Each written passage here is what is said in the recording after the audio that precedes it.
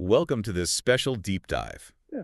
So if you close your eyes and imagine the soundtrack of Chennai, India, you're probably hearing the complex rhythms of Carnatic music. Which is South India's classical tradition. Right, exactly. Or maybe like those incredibly vibrant film scores pouring out of a local theater. But you probably aren't picturing, massive pipe organs, four-part vocal choirs, and Western classical orchestras echoing through old stone churches. Yeah, it is a massive cultural blind spot for a lot of people.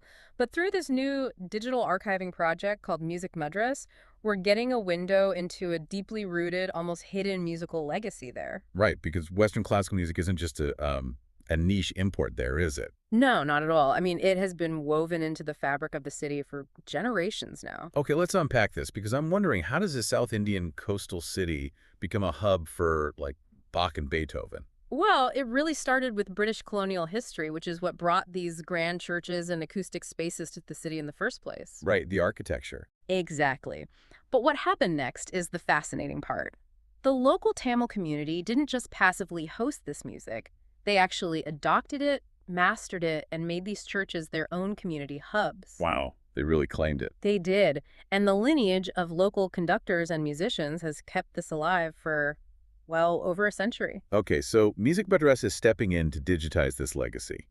But I have to admit, I'm a bit skeptical here. How so? Well, you can put all the high-tech microphones you want in a historic church, but doesn't stripping a live acoustic choir down to ones and zeros on a website kind of, I don't know, kill the soul of the performance? That's a very fair concern. Like, how do they avoid this just becoming a sterile database of audio files? So that is the exact trap they are trying to avoid. They aren't just archiving the notes, they are actually archiving the space. The space? Wait, what do you mean? Right, so instead of just close micing individual singers, which gives you a very dry studio sound, they are capturing the acoustic resonance of the architecture itself. Oh, I get it. Yeah, the way the sound waves physically bounce off those century-old teak wood pews and the stained glass. Ah, so they're creating sort of acoustic amber then.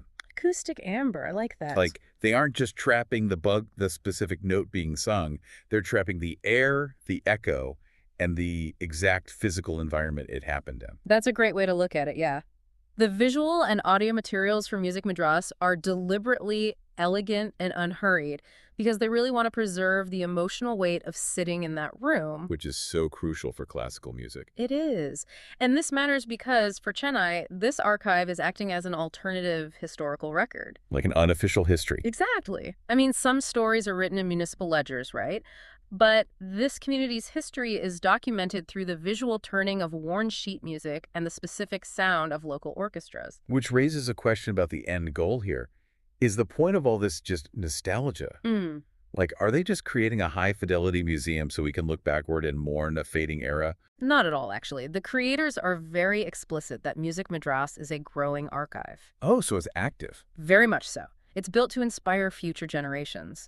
By putting these high-quality recordings and resources on a sleek, modern digital platform, they are proving to young local musicians that this isn't some dead artifact. Right. It's a living, breathing artistic ecosystem happening right now in their own city. And I think that's the real takeaway for you listening right now.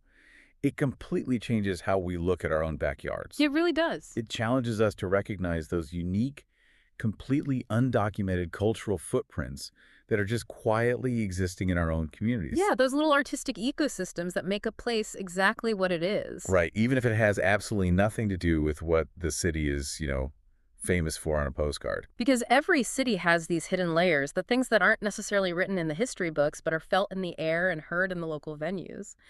Absolutely. So we'll leave you with this to ponder today. If you were tasked today with building a digital archive to capture the unique, unwritten musical heartbeat of your own hometown, Oh, we love this question. what instruments, voices, and spaces would you need to record before they are forgotten?